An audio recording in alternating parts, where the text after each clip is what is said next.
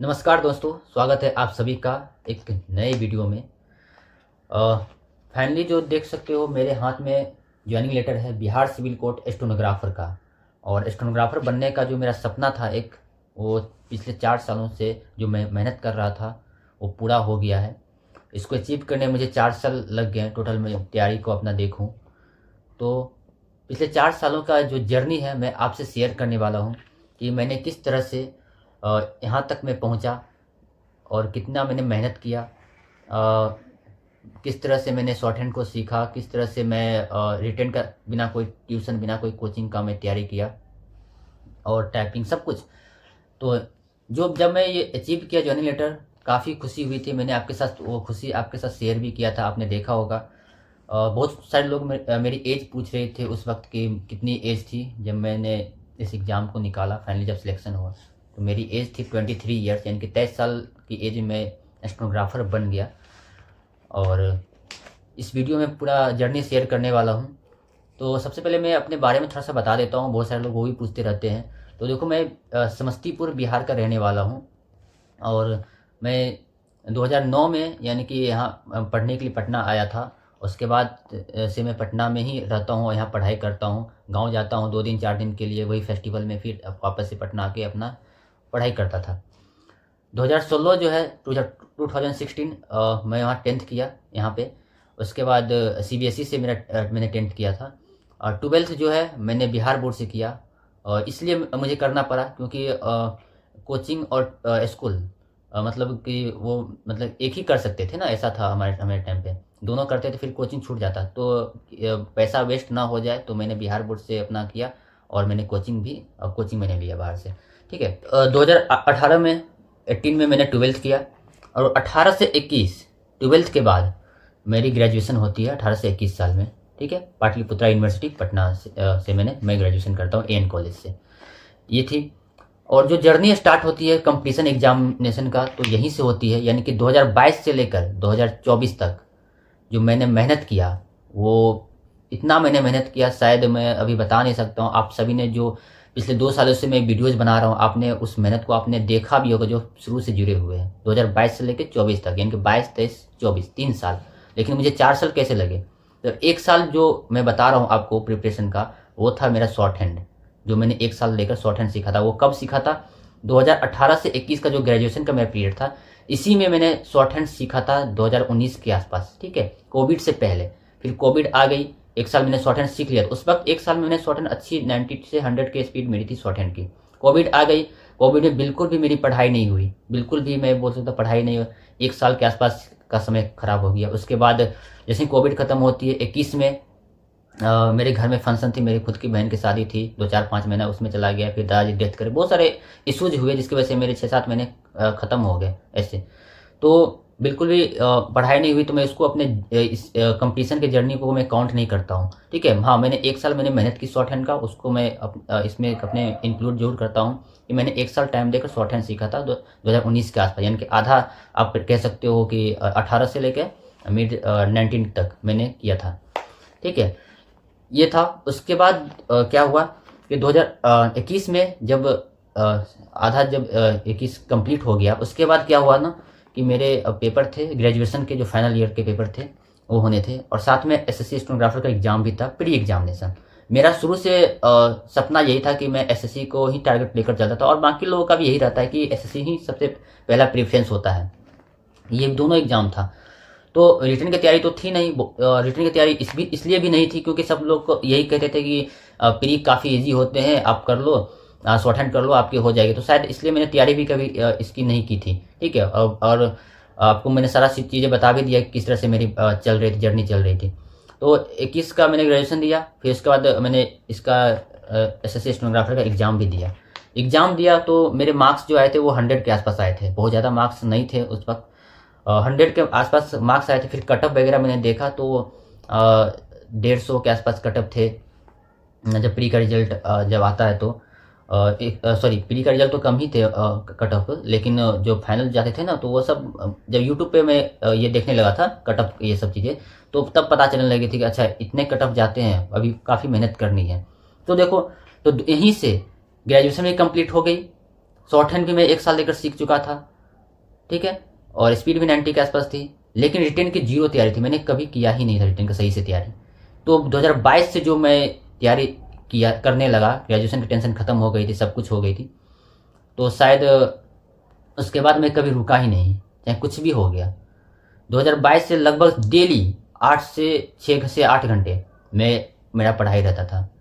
ये कभी हाँ किसी दिन कोई फंक्शन हो गया, कुछ कहीं जाना हो गया तो अलग बात है, एक ब्रेक मिल जाता था, लेकिन डेली मेरा रूटीन था कि 6 से 8 घंटा पढ़ना है। और मैंने लगभग 8 से 10 महीने तक ऐसे तैयारी किया रिटेन का, मुझे काफ़ी इंप्रूवमेंट देखने को मिल गया। शुरू से बेसिक से तैयारी करना पड़ा था रिटेन का, वीडियोज लेक्चर देखने थे, है ना, रीजनिंग में काफ़ी मार्क्स कम आते थे, ये सब देखना पड़ा था मुझे। तो 10 महीने मैंने इतने से तैयारी किया। आपको पता है कि 2022 में एसएससी स्टेनोग्राफर की फॉर्म आई थी, है ना, अगस्त के आसपास आई थी, उसमें उस टाइम 4000 वैकेंसी भी थी। तो ये सब सोचा भी मैं कि चलो ठीक है, वैकेंसी अच्छी है, मेहनत करता हूँ। तो 10 महीने इतने अच्छे से मेहनत किया कि मेरे जो मार्क्स आए नॉर्मलाइज होके 129 मेरे मार्क्स, आपने देखा, मैंने डाला भी, सबसे पहला वीडियो मेरा वही होगा, आप जाकर देख सकते हो। तो इतने मार्क्स से 129 मार्क्स मेरे थे। तो 2022 में एंड में बिहार सिविल कोर्ट स्टेनोग्राफर का फॉर्म भी आता है, ठीक है, 2000 स्टेनोग्राफर का फॉर्म आता है, मैं वो डाल दिया था। लेकिन 2022 में ही इसका रिटन एग्जाम होने के बाद, यानी कि एसएससी स्टेनोग्राफर वाला, बिहार सिविल कोर्ट का तो मैं बस फॉर्म डालता, एग्जाम उस टाइम नहीं हुई थी। तो उसके बाद मैं स्किल में लग गया था, क्योंकि वैकेंसी ज़्यादा थी, सब लोग यही बोले थे कि वैकेंसी खाली चली जाएगी, 4000 पोस्ट है, आप अच्छे से तैयारी करो। तो मैं चलो स्किल का बहुत ज़बरदस्त मेहनत किया, क्योंकि पहले से सीखा हुआ था, लेकिन बहुत सारी चीज़ मुझे नहीं आता था, जैसे कहाँ कैपिटल यूज करना है, कहाँ फुल स्टॉप यूज करना है, कहाँ पे आपको पैराग्राफ तो हालांकि उतना नहीं रहता है इसमें, मतलब बहुत सारी चीज़ आपको सही करनी थी। तो मेरे मिस्टेक काफ़ी होते थे सॉफ्टवेयर पे, जब मैं करता था 30% 25% ऐसे मिस्टेक आती थी। तो उसको मैं कम करने की कोशिश किया। और 2022 में फरवरी में जब एग्ज़ाम होता है, इसका स्किल टेस्ट होता है, आपको पता है कि 2022 में जो स्किल टेस्ट हुई थी वो 3 बार हुआ था, है ना, फरवरी में, मार्च में और 1 अप्रैल में, ऐसे हुआ था। पहला वाला तो कैंसिल हो गया, तो फिर उसके बाद कब होता है, 10 मार्च को फिर से रिशेड्यूल होता है। तो मैं नहीं खोया था, मुझे लगता कि मेरा हो जाएगा, 129 मार्क्स से 4000 वैकेंसी हो जाएगा मेरे, ओबीसी से मैं था। तो एग्ज़ाम होती है, अप्रैल में एग्ज़ाम होती है, मार्च वाला फिर कैंसिल हो जाता है टेक्निकल इश्यूज़ की वजह से। फाइनल अप्रैल में जब एग्ज़ाम होती है तो मुझे थोड़ा सा डाउट होने लगा कि 3 बार एग्ज़ाम, एक तो मैं बॉर्डर लाइन पे, मुझे लग रहा था कि हो जाएगा, बट बॉर्डर लाइन पे अब लग रहा था कि मैं कहीं बॉर्डर लाइन पे ना हो जाऊँ, कट ऑफ के आसपास, फाइनल कट ऑफ के आसपास ना हो जाऊँ, तब ऐसा थोड़ा सा लगने लगा था। फिर भी सोचा चलो ठीक है, रिजल्ट का वेट करते हैं, 1-2 महीने में रिजल्ट आ जाएगा। और जुलाई में जो है रिजल्ट आती है, ठीक है, 2022 का एसएससी स्टेनोग्राफर का, और जो मेरा फाइनल सिलेक्शन है 1 नंबर से मेरा नहीं हो पाता है। शायद अगर वो मेरा 1 नंबर रहता तो यानी कि 2 साल की तैयारी में ही मैं सिलेक्शन ले लेता, और मेरी एज भी बहुत ज़्यादा नहीं थी, 22 साल के, 21 या 22 साल मेरी एज उस टाइम थी, तो मेरे सिलेक्शन हो जाता। मैं काफ़ी रोया था, क्योंकि मुझे उस वक्त जो है कि जॉब की काफ़ी ज़रूरत थी, काफ़ी नीड थी।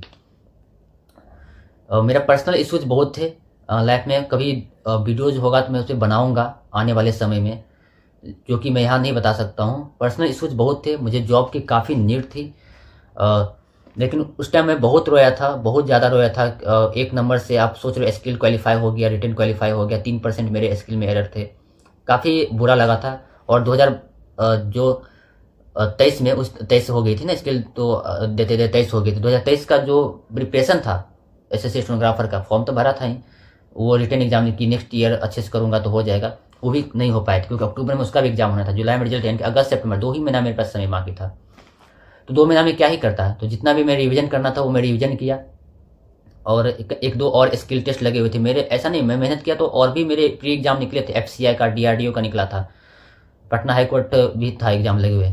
तो एफसीआई का स्किल टेस्ट देने गया तो वहाँ पे टाइपिंग इतना टफ पूछ दिया, टाइपिंग में मुझे लगता है वहाँ पे मेरा नहीं हुआ होगा। डीआरडीओ गया स्किल टेस्ट देने के लिए दिल्ली, तो वहाँ पे लीगल पूछ दिया, लीगल उतना मेरा तैयारी था नहीं स्किल टेस्ट में, तो यहाँ पे दिक्कत हो गई, तो उधर भी नहीं हुआ। और इधर 2023 का एसएससी में भी तैयारी मेरा नहीं हुआ। तो 2023 में भी मेरे मार्क्स बहुत अच्छे एसएससी स्टेनोग्राफर में नहीं आए, 130 नंबर के आसपास ही रह गए, क्योंकि तैयारी तो हुई नहीं थी। रिवीजन किया, फिर स्किल देने चला गया इधर उधर। FCI DRDO पटना हाईकोर्ट में भी तो जनरल बैक पैसेज बोल दिया गया था। तो काफ़ी 2023 जो है ना मेरे लिए काफ़ी मैं अच्छा नहीं बोल सकता हूँ। 2022 में तो मैं बहुत अच्छा तैयारी किया, तो 129 नंबर आए थे, तो थोड़ा सा खुशी था कि हो जाएगा। तो 2023 में स्किल टेस्ट इतने बार कैंसिल हुआ। 2023 का SSC स्टेनोग्राफर में जो है प्री एग्जाम में उतना अच्छा मार्क्स नहीं आया, तो सब कुछ से 2023 मेरे लिए अच्छा नहीं गया। FCI भी निकला, DRDO भी नहीं निकला, तो मुझे लग रहा था अब क्या करूँ, जॉब का इतना नीड भी था उस समय। तो उसके बाद आता है 2024। इस बार मैं सोचा कि कुछ भी हो, मैं SSC स्टेनोग्राफर को अच्छे से तैयारी करना ही करना है। तो 2023 का जो एंड में ना बिहार सिविल कोर्ट का जो मैं फॉर्म भरा था जो 2022 में, उसका एग्जाम होता है, प्री एग्जामिनेशन डिस्क्रिप्टिव था, ठीक है। MCQ भी कुछ 30 नंबर का था, बाकी 70 नंबर का, सॉरी 60 नंबर का वह डिस्क्रिप्टिव था। तो वो एग्ज़ाम था, एग्ज़ाम दिया। इसमें उम्मीद था मेरा कि इतनी सारी वैकेंसीज है बिहार में, और यहाँ मैं रहता हूँ तो थोड़ा कास्ट का भी प्रेफरेंस मिलेगा, लेकिन ये बाद में ये नहीं पता था कि मैं जनरल से सिलेक्शन लूँगा। तो 2023 वाले एग्ज़ाम दिया, तो मुझे पता था कि ये हो जाना है, ठीक है। लेकिन फाइनल तो अभी तो बाकी था, बहुत सारा चीज़ें, स्किल बाकी था, टाइपिंग बाकी था इसमें भी। तो प्री तो एग्जाम में दे दिया 2023 के फाइनल में। 2024 में मैं लग गया SSC स्टेनोग्राफर के लिए, बिहार सिविल कोर्ट के लिए नहीं, SSC स्टेनोग्राफर के लिए। वहाँ भी मैंने काफ़ी मेहनत किया 2024 में, और मेहनत करते करते करते करते मैंने पटना हाईकोर्ट PA भी क्वालिफाई किया था। उसमें प्री जितने भी थे चीज़ें, लास्ट में मेरा स्किल टेस्ट में थोड़ा ज़्यादा एरर हो गया था, क्योंकि 100 वाला जो है ना मैं पहली बार एग्ज़ाम दिया था, तो वो थोड़ा ज़्यादा एरर हो गया था उसमें। तो 2024 में काफ़ी मेहनत किया। तो 2024 में बीच में बिहार सिविल कोर्ट का स्किल टेस्ट आया, स्किल टेस्ट देने चला गया। तो मुझे लगता था कि स्किल टेस्ट दिया, कैंसिल हो गया, क्योंकि वहाँ पे वॉइस बिल्कुल भी क्लियर नहीं थी। अप्रैल के आसपास 2024 के अप्रैल के आसपास एग्ज़ाम होती है। बीच में डिस्टर्बेंस हो गई कि अब SSC की तैयारी करो, रिटर्न की, इधर स्किल आ जा रही है। जब स्किल में करता हूँ ना, तो क्या होता है कि मैं स्किल में ही ज़्यादा फोकस करने लगता हूँ। मेरा अगर कोई एग्ज़ाम लगा हुआ है तो मैं रिटर्न को समझो कि 90% छोड़ ही देता हूँ। 90% आप मैं स्किल करता हूँ, 10% ही रिटर्न करूँगा। अगर कोई रिटर्न एग्जामिनेशन आने वाली है तो मैं स्किल को 10% ही करता हूँ, 90% मैं रिटर्न ही करता हूँ। ऐसा भी होता है मेरे साथ। तो अप्रैल में ऐसा था, डिस्टर्बेंस हो रहा था, कैंसिल हो गया। एक बार में एग्जाम नहीं हुआ, फिर 2 महीने बाद फिर आती है skill test Bihar civil court की, और स्किल टेस्ट नहीं, इसके साथ टाइपिंग भी थी, और इसके साथ कंप्यूटर CPT टेस्ट भी थी। ये सब कुछ था उसमें, एक ही दिन सब कुछ होना था। फिर दिया एग्ज़ाम हो गया कंप्लीट स्किल टेस्ट, ठीक है। तो रिटर्न की थोड़ा सा बीच में थोड़ा सा गैप भी हो गया था, SSC की तैयारी कर रहा था, तो फिर भी लेकिन मैं मेहनत करता था, 6 घंटा 8 घंटा डेली अपना पढ़ाई करता था। और सितंबर में रिजल्ट आती है, और मैं जो क्वालिफाई होता हूँ इंटरव्यू के लिए, ठीक है। यहाँ काफ़ी खुशी मुझे मिलती है इंटरव्यू में, और जो कि एक थोड़ा सा हाई चांसेस होता है कि सिलेक्शन लेने के लिए, क्योंकि आप यहाँ तक पहुँचे हो। प्री में कितना मार्क्स आउट हुआ नहीं था, तो हमें एक अंदाज़ा था कि मेरा इतना मार्क्स आ जाना चाहिए। और जिस तरह से इतने सारे बच्चों को सिलेक्ट किया था, मतलब काफ़ी कम बच्चे सिलेक्ट हुए थे, क्योंकि बच्चे भी कम थे बिहार यहाँ पे, और वैकेंसी अच्छी खासी थी, तो बच्चे कम सिलेक्ट हुए थे। तो लग रहा था कि इस बार इसमें हो जाना चाहिए, लेकिन मैं SSC को लेकर चला, और फाइनली SSC स्टेनोग्राफर का एग्ज़ाम होता है 10 दिसंबर को, और 139 पॉइंट समथिंग है मेरे मार्क्स से, 138 पॉइंट समथिंग, सॉरी 139 के आसपास मेरे मार्क्स है, और रॉ स्कोर है। अगर ये बढ़ती है 2-4 नंबर भी, तो मुझे लगता है ग्रेड D भी इसमें भी फाइनल मेरा हो जाएगा सिलेक्शन, स्किल देता हूँ तो इसमें उसके 3 दिन बाद, यानी कि 13 तारीख या 14 तारीख को मेरा बिहार सिविल कोर्ट स्टेनोग्राफर का फाइनल रिजल्ट आता है। और उसके बाद आपको पता है कि मैं कितना खुश हुआ था। सबसे पहला रिएक्शन आपके सामने मैं वीडियोस के माध्यम से मैंने अपलोड किया था, आप लोग उस वीडियो को भी जाकर देख सकते हो।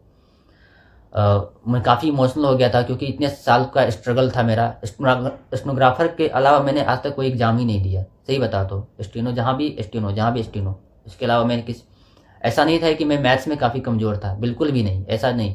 12th में सबसे ज़्यादा मार्क्स मेरे मैथ्स में ही थे, बाकी सब्जेक्ट में नहीं थे। मैथ्स में मैं अच्छा था, ठीक ठाक था, और पढ़ने में मैं पहले से अच्छा था, लेकिन इतना भी नहीं, टॉपर नहीं था, बट हाँ टॉप 10 में आता था। बट कंपटीशन अलग होता है ना। तो मैथ्स ऐसा नहीं था, मेरा सपना ही था स्टेनोग्राफर बनने का। और इसके बारे में मुझे जानकारी कहाँ से मिली थी, तो जानकारी मिली थी, मेरे पापा इनकम टैक्स डिपार्टमेंट में पटना में पोस्टेड है। तो वहाँ पे उसी टाइम जब मैं शॉर्ट हैंड सीखने गया था, तो वही उन्होंने मुझे सजेस्ट किया 12th के बाद कि हाँ ये सब ऐसा ऐसा होता है, ये कर सकते हो। तो उस टाइम मैं लाइटली लेकर अपना चलता था कि यार ठीक है, अभी 12th करके आया हूँ, थोड़ा सा रिलैक्स हो जाता हूँ, उसके बाद इसकी प्रिपरेशन किया जाए। तो इस तरह से चला था। तो काफ़ी खुश हुआ था मैं जब बिहार सिविल कोर्ट का रिजल्ट आया था, फाइनल रिजल्ट। 23 साल उस टाइम मेरी एज थी। और कल से ज्वाइनिंग है मेरी, यानी कि वीडियो मैं शूट कर रहा हूँ 21 जनवरी को शूट कर रहा हूँ, और 22 को मेरी ज्वाइनिंग है। तो मैं ज्वाइन करने के बाद मैं आपको अपना सारा एक्सपीरियंस जरूर बताऊंगा कि मेरा पहला दिन क्या एक्सपीरियंस रहता है। और जो भी लोग तैयारी करते हो ना स्टेनोग्राफर का, तो मैं एक चीज़ आपसे ज़रूर कहूँगा कि प्लीज़ पेशेंस रखो। आपने देखा मेरे जर्नी में कि मैंने कितना पेशेंस रखा था। मैं ये 15 मिनट 20 मिनट की वीडियोज़ है, आपको लग रही होगी, लेकिन आप उस चीज़ को दौर को देखो कि मैं उस दौर में कितना मैं मुश्किल आया होगा। 365 दिन, यानी कि समझो कि 1 साल में होते हैं। 4 साल तक मैं मेहनत किया इस चीज़ के लिए कि स्टेनोग्राफर ही मुझे बनना है, ठीक है। क्योंकि मुझे शॉर्ट हैंड सीखने में ऐसा नहीं मुझे बोरिंग सा लगा था। मुझे शॉर्ट हैंड में सीखा था, काफ़ी मुझे अच्छा लगा कि देख कर यार कितना अच्छा लैंग्वेज है, स्किल है ये, इसको सीखा जाए। मज़ा आ रहा था मुझे करने में, मैं शॉर्ट हैंड भी अच्छे से मैं करता था। तो जब इससे अच्छा लगने लगा तो मैं फिर उसको करने लगा।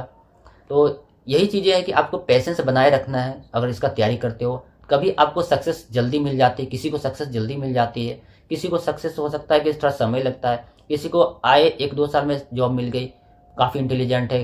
लेकिन हो सकता है किसी को 3-4 साल जैसे कि मुझे लग गई, किसी को हो सकता है 5-6 साल भी लग जाते हैं, ऐसा जरूरी थोड़ी ना है, ज़्यादा भी लग जाते हैं। तो आपको घबराना नहीं है।